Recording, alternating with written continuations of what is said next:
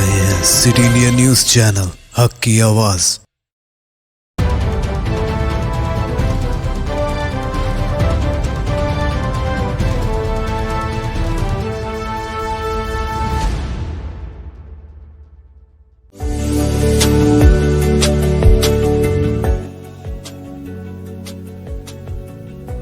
FK Assam चाय हर घूंट में ताजगी लाए। अस्सलाम वालेकुम नाजरीन, मज़किया सादिक सिटी इंडिया न्यूज़ के मुत्तहदा ज़िला महबूब नगर के मुकामी खबरनामा अक्से महबूब नगर में आपका इस्तकबाल करती हूँ। खबरों से पहले सुनते हैं हदीस शरीफ।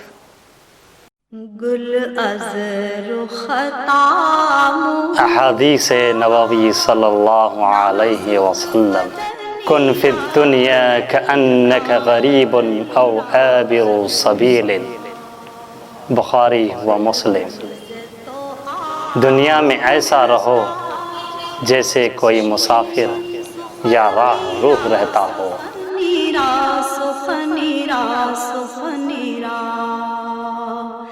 रियासती वजीर डॉक्टर वी श्रीनिवास गौड़ ने ऐलान किया था कि वो बहुत जल्द अपने कैंप दफ्तर पर अवामी समात की प्रोग्राम का आगाज़ करेंगे। इसी खुसूस में कल से इस प्रोग्राम का आगाज़ किया जा रहा है। वज़ीर मौसूफ के शख्सी मददगार बमूजिब कल से इनके कैंप दफ्तर पर कल सुबह 11 बजे से अवामी शिकायत की समात की जाएगी। वज़ीर मौसूफ जो एक फाल रुकन असम्बली और रियासती वज़ीर की हैसियत से सारी रियासत में मुनफरिद मुकाम रखते हैं, उनके सामने लाए गए मसाइल की फौरी एकसुई की जाती रही है और अब कैंप दफ्तर पर इस सिलसिले का आगाज़ होगा, जहां वज़ीर मौसूफ के साथ साथ मुतल्लिका ओहदेदार भी मौजूद रहते हुए अवामी मसाइल की एकसुई करेंगे। रियासती वजीर बराए आबकारी डॉक्टर वी श्रीनिवास गौड़ ने आज रविंद्र भारती में तेलंगाना ग्रेड 1 ऑफिसर्स यूनियन के सालाना डायरी और टेबल कैलेंडर का रस्म इजरा अंजाम दिया। इस मौके पर वज़ीर मौसूफ ने कहा कि बिस्वाल कमेटी की सिफारिशात को लेकर चंद मुलाजिम तंजीमें गैर ज़रूरी वावेला मचा रही हैं, जिसकी कोई ज़रूरत नहीं है। कमेटी की सिफारिशात हतमी नहीं हैं। इन सिफारिशात को देखते हुए चीफ मिनिस्टर KCR एक फ़ैसला करेंगे जो तमाम मुलाजिमीन के लिए काबिल कबूल रहेगा। इस मौके पर TGO रियासती सदर V ममता और सेक्रेटरी सत्या नारायणा और दीगर मौजूद थे। ఒక్కొక్కరు ఒకసారి పెట్టడం మాట్లాడడం పేపర్ ఎడ్యుకేషన్ కానీ ముఖ్యంగా ఎడ్యుకేషన్ గురుకులాలు తర్వాత ఉన్నటువంటి అగ్రికల్చరు ఎన్నో వాతావరణము ఆరోగ్యము హెల్త్ అవన్నీ కూడా చాలా మార్పులు అంటే వచ్చినాయి. ఇంకా మనం చాలా చేయాల్సిన అవసరం ఉంది. అవన్నీ కూడా గతంలో ఇక్కడ బడ్జెట్ అంతా వేరే రాష్ట్రానికి పోతుంది, వేరే ప్రాంతాలు ఖర్చు పెట్టేది. అప్పుడు ఇవాళ మన డబ్బు మన రెవెన్యూ మనం ఇంప్రూవ్ చేసుకుంటున్నాం, ఇక్కడిని డెవలప్ చేసుకుంటున్నాం. ఒక పైసా కూడా బయట రాష్ట్రం ముచ్చటే ఉండదు ఇక్కడ. కనుక మనకన్నా ఎక్కువ ఇంపార్టెంట్ ప్రజలు, కనుక మనకన్నా ఎక్కువ ఇంపార్టెంట్ పేద బడుగు బలహీన వర్గాలు. కనుక ఎక్కువ దృష్టి వాళ్ళపైన ముఖ్యమంత్రి గారు పెట్టడం, ఫస్ట్ PRC ఇమ్మీడియట్గా మనం అడిగిన దానికన్నా ఎక్కువ ఇవ్వడం. ఆ తర్వాత క్రమంలో మనం కొట్లాడింది కూడా మన గురించి ఎప్పుడు కొట్లాడలే. మనం కొట్లాడింది మొత్తం కూడా తెలంగాణ రాష్ట్రం కావాలని కొట్లాడినాం. రాష్ట్రం వస్తే ప్రజలు స్వేచ్ఛగా బతుకుతారని కొట్లాడినాం. ఈ ప్రాంతం అభివృద్ధి అయితే కొట్లాడినాం. కనుక మన డిమాండే లేదు. కనుక మన డిమాండ్ లేకపోయినా మనం అడిగినది ఇవ్వడం జరిగింది. కొద్దిగా కరోనా రావడం వలన కొంత ఆలస్యం కావడం జరిగింది. ఏప్రిల్ 4th రోజు కంపల్సరీ చేస్తా అని మమతా గారికి రాజేందర్ గారికి మాట ఇచ్చిండు. మార్చి నుంచే స్టార్ట్ అయింది. రకరకాల ఇబ్బందులు వచ్చినాయి. కనుక మనమే ప్రభుత్వాన్ని అర్థం చేసుకోవాలి, మనమే తెలంగాణ ప్రజలు అర్థం చేసుకోవాలి. ఈ మిగిలిన బడ్జెట్ అంతా కూడా మన ప్రాంతానికి ఖర్చు అవుతుంది కదా అని కూడా అర్థం చేసుకోవాలి. అల్టిమేట్గా మళ్ళీ మన సమస్యలను కూడా మనం ఖచ్చితంగా ప్రస్తావించుకోవాలి, సాధించుకోవాల్సిన అవసరం ఉంది. మొన్న ముఖ్యమంత్రి గారు అందరికి ప్రమోషన్స్ ఇవ్వాలి, కొన్ని ఇవ్వట్లేదని వీరు ముఖ్యమంత్రి గారికి భోజనం చేసే సందర్భంలో మమతా గారు మా వాళ్ళు సత్యనారాయణ గారు సార్ మా ప్రమోషన్స్ DPC కావట్లేదని ప్రస్తావన చేశారు. ఎందుకు కావట్లేదు అంటే 2 years సర్వీస్ ఎగ్జామ్షన్ కావాలి ఇవి అనగానే ఇమ్మీడియట్గా మీరు వెయ్యి కూర్చొని మొత్తం చేయించుకోండి, 31st లోపల అందరికి ప్రమోషన్స్ రావాల్సిందే, ప్రమోషన్స్ ఇవ్వండి అని ముఖ్యమంత్రి గారు ఆదేశించారు. మరుసటి రోజు మేము కూర్చున్నాం, మన CS తో మాట్లాడడం. ఇప్పుడు 31st లోపల అందరికీ 100% ఇప్పించాలని చెప్పి మేము ప్లాన్ చేస్తున్నాం. ఏ డిపార్ట్మెంట్లో అయినా రాలేదంటే మా దృష్టి తీసుకురండి. ఈరోజు ఉద్యోగులందరూ ఒక ఐక్యమత్యంతో ఉండి అధికారులు మా వరకు కింది ఆఫీసర్, ఇప్పుడు డిస్ట్రిక్ట్ ఆఫీసర్ ఉంటాడు, కింది లెవెల్ వాళ్ళకు కూడా ప్రమోషన్ ఇప్పించాలి. కొంతమంది ఐఏఎస్లలో కొంత ఉంటుంది, నెగ్లిజెన్స్ ఉంటుంది. కొంతమంది అందరు ఉండరు అట్లా. కొంతమంది ప్రమోషన్స్ ఇవ్వాలంటే రకరకాలుగా కొరీలు ఇస్తూ ఉంటారు కొంతమంది. ఆ క్రమంలో సెకండ్ లెవెల్ ఉన్న ఆఫీసర్ మనమే ఉంటాం కనుక ఉవ్వనైనా గెస్ట్ ఆఫీసర్ అందరూ ఒకటే కాదు, ఏముందల్లా సపరేట్ ఏం పడేది ఏం లేదు కదా. టీజీఓలో కూడా ఆల్మోస్ట్ అందరూ గెస్ట్ ఆఫీసర్లు అందరూ ఉంటారు. కూడా సంఘం పనిచేస్తుంది. క్యాడర్ ఏదైనా కానీ ఉద్యోగం అయితే ఒకటే. ఇలా అమెరికా లాంటి దేశాల్లో స్వీపర్ పనిచేసేవాడు కూడా కార్లు వచ్చి పని చేస్తాడు, వాళ్ళు కూడా సారాన్ని గౌరవిస్తారు. ఈవెన్ బాత్రూమ్ శుభ్రం చేసినకి వచ్చిన ఆయన కూడా వెహికల్ కార్లు వస్తాడు, పని చేసిన తర్వాత మంచిగా రెస్పెక్ట్తో మాట్లాడుకుంటారు, సార్ సార్ అని. మనలాగా ఏమరా ఏం వేయాలని మాట్లాడరు. అక్కడ జైలు పెడతారు. అక్కడ ఈడ దళితులు ఏదంటే క్యాడర్ని బట్టి, మనిషిని బట్టి, ఆస్తిని బట్టి, కులాన్ని బట్టి, స్తోమతను బట్టి వాళ్ళ పేర్లు పెట్టి ఇట్లా గ్రేడింగ్లు ఇస్తుంటారు. అది ఆ అహంకారం అనేది మనిషికి పనికిరాదు. ఎందుకంటే ఎవడు కూడా ఈ భూమి మీద శాశ్వతంగా ఉండేది కూడా కాదు.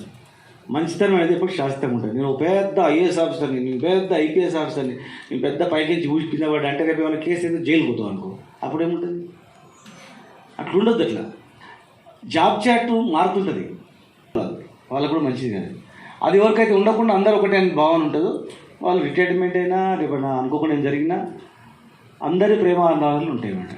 ఒక్కరు ఏం చేయరు. సింగిల్ చేతిన ఈ చిన్న నీళ్ళ బాటిల్ కూడా ఇది పైకి లేవలేము. కానీ 5 ఏళ్ళు కలిపితే ఇంత పెద్ద టేబుల్ లేకుండా పడేసేయచ్చు. మన కళ్ళ ముందర ఈ సాక్ష్యాలు ఉన్నా కూడా ఇవి మనం నిర్లక్ష్యం చేస్తాం. ఎప్పుడైతే నేను సింగిల్ అనుకుంటామో ఈ చిన్న ఏళ్ళు లాకనే, సింగిల్ ఏళ్ళు లాకనే, ఏళ్ళు ఏమిటి కూడా ఏం పని కూడా చేయలేదు. ఇది పన్నుదోనికి మాత్రం పని చేస్తుంది, వేరే ఏమి పని చేయదు. అన్నందిని కూడా పని తప్ప అన్ని సమస్యలు పరిష్కారం అవుతాయి. పిఆర్సీ ఇచ్చిన నివేదికలు చూసి మీరు ఎవరు పరిష్కారం కావాల్సిన అవసరం లేదు. వాళ్ళు ఇస్తారు, ఏదో రాసి ఇస్తారు. ఇచ్చినంత మాత్రాన మనకు నాయకుడు మన ముఖ్యమంత్రి గారు ఉన్నారు కదా, మనకు కడుపు తెలిసిన ఆయన 2014లో పిఆర్సీ ఇచ్చిండ్రు, 27 ఇచ్చిండ్రు రికమెండేషన్. మరి అప్పుడు మన ఆ పరిస్థితులను బట్టి, ఆ ఇన్కమ్ జనరేషన్ మన దాన్ని బట్టి మనం అడిగిన దానికన్నా ఎక్కువ ఇచ్చాం. ఈరోజు కూడా ఎన్ని పరిస్థితులు ఉన్నా కూడా ఆ పిఆర్సీ నివేదిక అనేది అదే ఏమో అయిపోయిందనే టైప్లో కావాల్సిన పని లేదు. ముఖ్యమంత్రి గారు ఉద్యోగుల పట్ల చేస్తారు. ముఖ్యంగా కేటీఆర్ గారు దాదాపు 3 సార్లు కేటీఆర్ గారితో మాట్లాడారు. కేటీఆర్ గారు కూడా అరే మనం రిటైర్డ్ ఉద్యోగులకే కాదు అలా కొనసాగుతుండొచ్చు. ఇవాళ మనం రెగ్యులేట్ చేద్దామంటే కోర్టు అడ్డంకులే కనుక మనం చేయకపోయినా ఎంప్లాయీ కదా, మన దృష్టిలో బ్రాడ్ థింకింగ్. जिला महबूबनगर मुस्तकर के तेलंगाना चौराहे पर असातिज़ा मुलाजिमीन की जानिब से पीआरसी को लेकर एक एहतजाज दर्ज किया। इस मौके पर वज़ीर आला केसीआर के मुजस्सिमे को नजर आतिश किया गया। इस मौके पर रियासती ऑल मेवा सदर शेख फारूक हुसैन ने मीडिया नुमाइंदों से बात करते हुए कहा कि वज़ीर आला केसीआर गुज़िश्ता 3 सालों से असातिज़ा को खूबसूरत छूट के ज़रिए धोखा दे रहे हैं। इस मौके पर उन्होंने कहा कि 7.5 फीट मिड पीआरसी के ऐलान करने की महबूबनगर असातिज़ा मुलाजिमीन सख्त मजम्मत करती है। PRC Commission, PRC Commission, down Chittaranjan Biswal, down PRC का रफ़त अली, down रफ़त अली,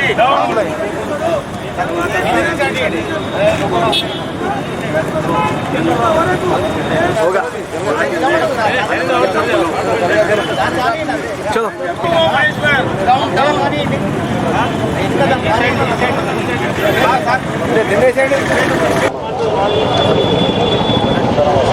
తెలంగాణ రాష్ట్రంలో పనిచేస్తున్నటువంటి ఉద్యోగ ఉపాధ్యాయ కార్మిక వర్గాల కుటుంబాల్లో కల్లోలం కల్పించే విధంగా రాష్ట్ర ముఖ్యమంత్రి గత 3 సంవత్సరాలుగా అందమైన అబద్ధాలు చెప్తూ చిత్తరంజన్ బిస్వాల్ చే 7.5 ఫిట్మెంట్ టీఆర్సీ ప్రకటించడాన్ని మహబూబ్నగర్ జిల్లాలో ఉన్నటువంటి ఉద్యోగ ఉపాధ్యాయులు తీవ్రంగా ఖండిస్తున్నాం.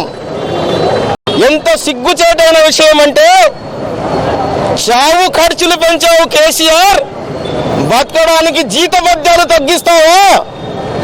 నీకు సిగ్గు శరం ఉందా? ఇది ఫ్రెండ్లీ ప్రభుత్వం అంటున్నటువంటి టిఆర్ఎస్ ప్రభుత్వం ఈ రోజు ఒక మంత్రివర్యుడు ఉద్యోగ ఉపాధ్యాయులు అడిగిన దానికంటే ఎక్కువ ఫిట్మెంట్ చేయమంటున్నారు. మేము అడుగుతా ఉన్నాం, ఈ రాష్ట్రంలో ఉన్నటువంటి యుఎస్పిఎస్సి, టీటీజేఎస్సి, టీజాప్, టీజీఓ, టీఎన్జిఓలందరూ ఏకమై 63% ఫిట్మెంట్ కు చిత్తరంజన్ బిస్వాల్కి ఇవ్వడం జరిగింది.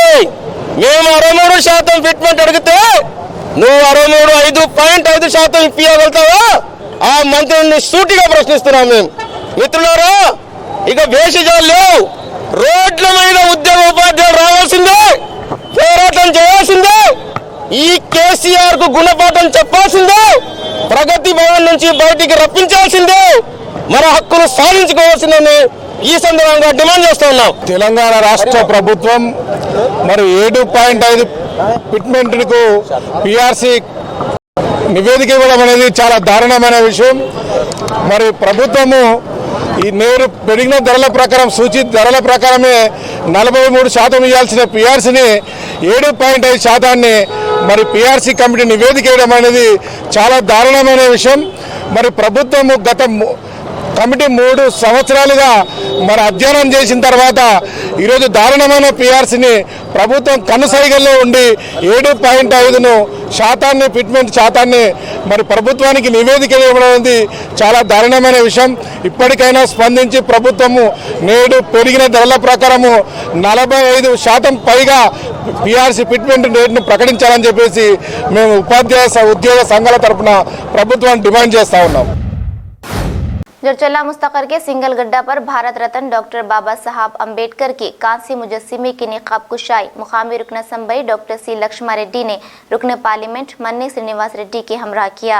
इस मौके पर डॉक्टर सी लक्ष्मा रेड्डी ने अपनी मुखातिबत में कहा कि भारत रत्न डॉक्टर अम्बेडकर एक गरीब खानदान में पैदा होकर मुल्क की तारीख में अपना नाम दर्ज किया। कई सालों से जरचल्ला आवाम के मुतालिबे पर अम्बेडकर के कांस्य मुजस्सिमे को पहली मर्तबा जरचल्ला ही में नस्ब किया गया।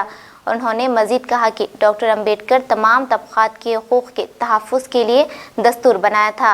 आज दस्तूर के दिन के मौके पर मुजस्सिमे को नस्ब करने पर मसरत का इजहार किया।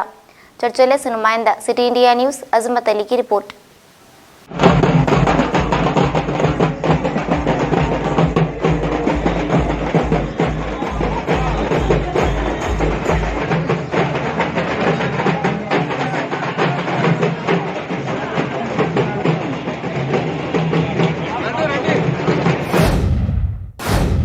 इस माह की 28 और 29 तारीख को MRPS की निगरानी में मुनक़िद किए जाने वाले धरने को कामयाब बनाने की रियासती वर्किंग सदर मल्लेपोगु श्रीनिवास ने अपील की। रियासती हुकूमत की जानिब से जारी करदा SC कॉरपोरेशन सब्सिडी लोन मुस्तहिक़ मादीगा अफराद को बैंक से ताल्लुक़ ना रखते हुए सब्सिडी देने का मुतालबा किया। बादअज़ां भूतपुर में अम्बेडकर चौराहे पर इस माह को होने वाले धरने के पोस्टर का रस्म इजरा किया।